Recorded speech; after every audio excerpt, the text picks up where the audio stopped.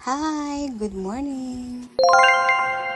Thank you, Lord, sa panibagong araw ng buhay namin.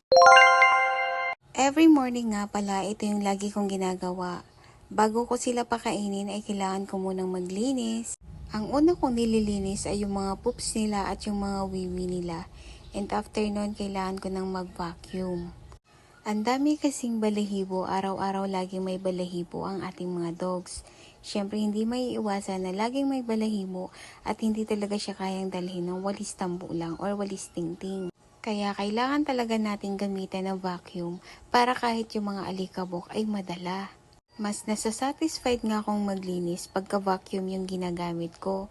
Pero pagka walis tambo ay hindi ako satisfied gaano kasi merong mga naiiwang balahibo, may mga alikabok na natitira.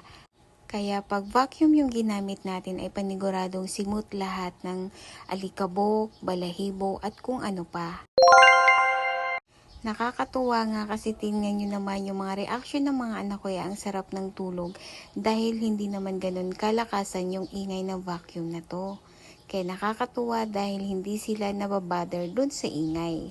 After ko nga maglinis ay nag-e-spray naman ako ng pet deodorizer. Antibacterial nga pala to mga sis.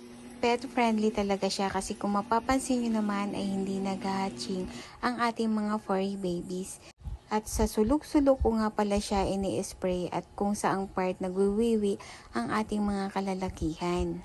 At sa paligid din ng cage nila ay lagi din akong nag-i-spray para kahit papano mawala yung mga bakterya sa paligid. At eto na nga, after ko nga pakainin ang mga babies ay pinapainom ko sila agad ng tubig. Nakakatuwa nga tong dalawa na to, laging sumusunod kay Axelphone. Meron kasi si Axelphone, hindi ko alam kung pang ilang days na. And lagi na nga nilang sinusundan yan at si Amber.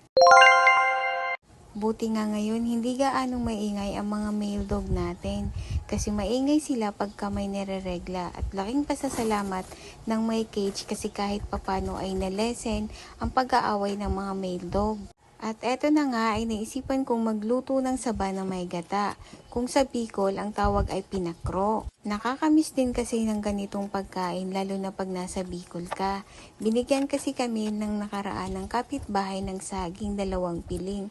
So hindi pa naman siya nahihinog kaya naisipan kong ipakro na lang or gataan. At habang nagpe-prepare nga ako dyan, itong mga babies ay nakabantay. Akala kasi nila yung pagkain na niluluto or piniprepare ko ay para sa kanila. Kaya tingnan nyo naman, napaka-behave.